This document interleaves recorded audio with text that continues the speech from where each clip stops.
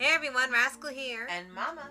Welcome to our channel and to Paws On Animation. Today we're covering a DC anime movie we've been waiting to cover for ages. That's Justice League versus the Fatal Five. Yes, this movie returns to Bruce Timm's Justice League universe with heroes old and new, very surprising new ones, as they must face a deadly team of enemies that aims to destroy the Earth's sun.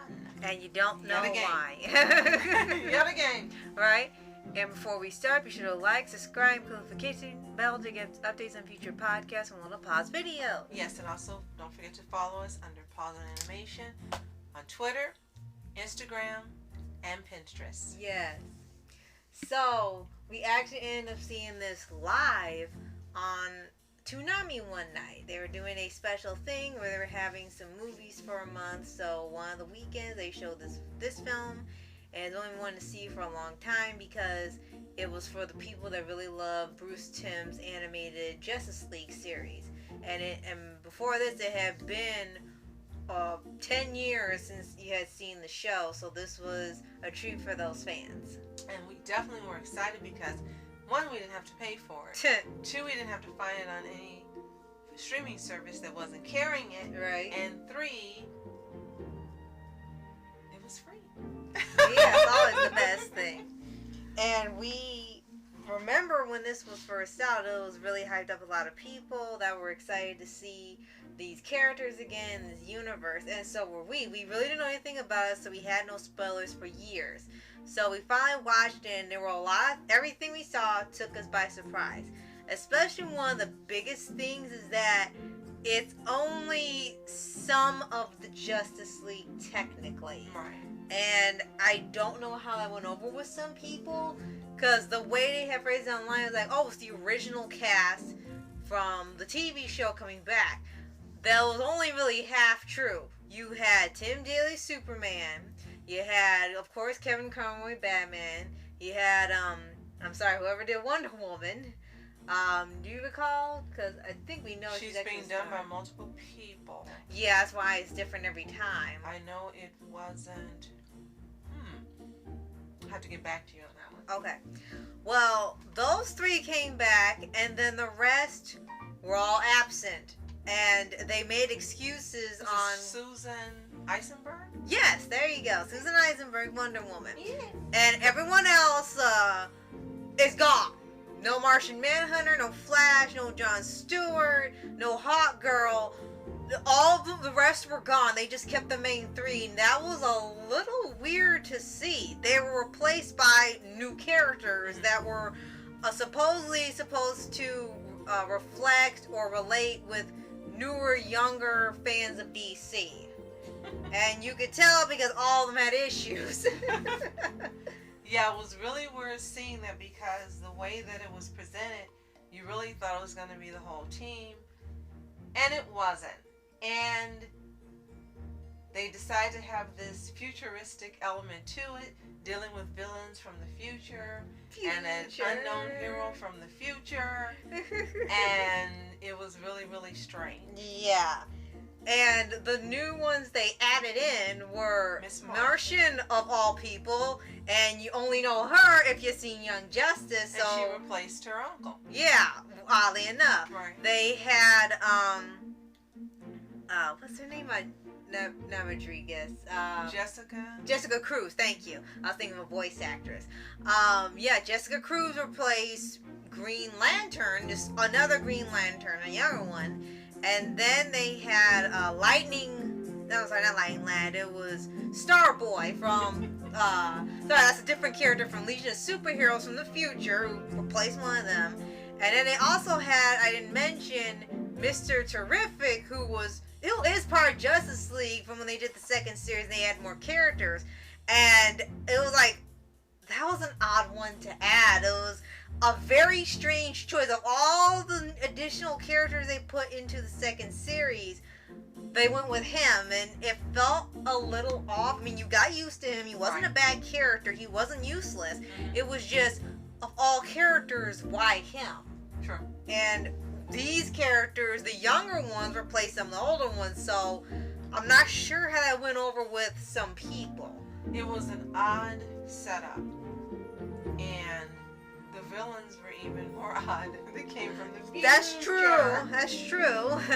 I said from the future, and so was Starboy, but he kind of forgot what he was there for because they infer that he had a mental condition. He had to take a certain serum every so often to keep his mind focused. His brain would go all over the place. He would sound like he wasn't making any sense, but he knew what he was supposed to be doing. So once he was finally able to communicate with the Justice League, tell them they had to stop him because they were trying to go back to this time to destroy the sun. All that. Okay, that's a different plan. And it seems like that storyline was put in maybe as an homage to people in real life, because what happened to him is they thought something was wrong, and they literally put him in jail, and nothing was wrong with him. Yeah. And he was talking to them.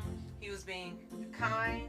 He was being cooperative, and everything else. And they even said that there's like he's the most cooperative person they've had. No problems out of him, but they still kept him in there. And then something happened, and the symptoms started coming back again, and then he broke out. Yeah. But I think the message was he had this problem. He was misdiagnosed.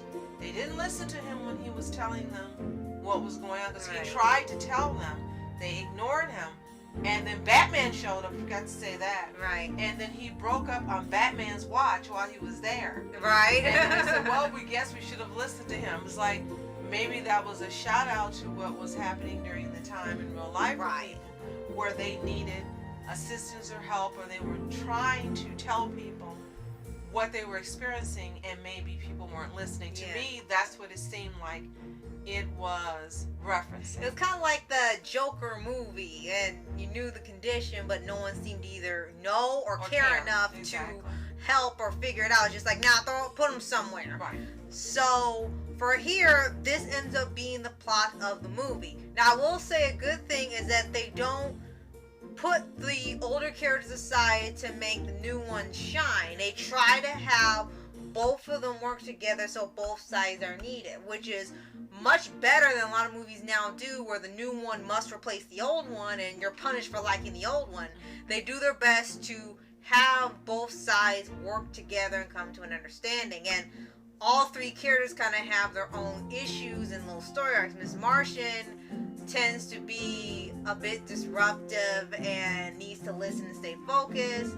Starboy was trying to combat his condition so he could help and tell them the problem. And quickly, Miss Martian, they decided to make decidedly different from the Young Justice version. Yeah. You couldn't confuse them. Exactly. And then with Jessica Cruz, she had PTSD from an event that actually happened. We were thinking it was a nightmare, but it was something that actually happened, and that's when you get to see the movie start to push the envelope a lot more than the show, which is a shock because they got away with quite a bit in the show, but in here they actually got to show some blood, they got to swear, they got to show someone being inferred being shot. They were beginning to push the edge a bit. Now they have more freedom. It was like, you kind of didn't need it, we're pushing it for the time it was. And her thing was trying to decide if she really wants to be a Green Lantern, because she can't seem to get over what happened despite it being years, and no matter what she's doing, she can't overcome it. So all the characters do have an interesting story arc. It's just you have to, they're trying to mix in their story arcs, plus re-seeing the old characters, plus seeing these new characters from the future, really trying to mesh it all in. It will take a little time for you to get a hold of everything that's happening, because there can be a lot going on to keep track of. Now, the villains, to me, were a direct copy of the Superman 2 villains. Yeah. That's what they reminded me of, without a doubt.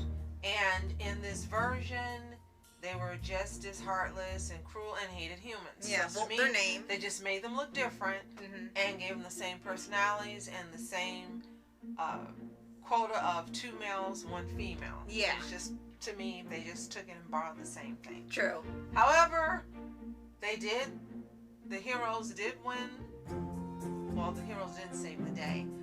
One particular one saved the day. If you haven't seen it, we don't want to spoil it. Just in case. Yeah. But the hero who saved the day, it kind of wasn't a surprise. You could see it coming. Towards the end, yeah, you kind of thought it'd be one other character because of what they imply in the future, but then when it gets closer, it's like, okay, we know where this is headed, and it's a little unfortunate the way it goes. Well, the animation was really good. Yeah. Very good. It looked absolutely fantastic. It looked, as you have stated, why don't they just leave the animation the same? They did. If it hadn't been for the newer characters coming in, and you knew they were way new additions, you almost couldn't tell the difference with the animation. It looked the same as it did in the original show. Absolutely. So, if you have not seen the Justice League and the Fatal Five? Yeah. Yes, Fatal Five. I'll just share the title. Let us know in the comments below. We recommend you see it if you have a way to see it, if you didn't get to see it for free, as we did, and you have an option to purchase it for a great price, a great buy, or it happens to be on the, what is it, HBO? Yeah, HBO Max, or Max by the time this is out there. Go ahead and watch it. It's worth it. It's not exactly what you're used to. It's something different, but it is enjoyable. Animation is great. A few of your favorites return. Good comedy. Yes, storyline is different, and you will be happy in the end. Sort of with you will be happy with that they win. You may not be happy with how they win. Yeah. Oh, and if you haven't already, subscribe for updates and weekly videos on your favorite anime series, animation shows, and all things animation. Absolutely, and thank you so much for your support. If you want us to check you out, leave the name of your channel below or a link. And also, if you want us to follow you on Twitter or Pinterest, leave your handle below, and we'll be happy to do that as well. Yeah, so thank you so much for watching. I'm Masculine Entertainment. And I'm Mom Entertainment. Have a fantastic day. Peace.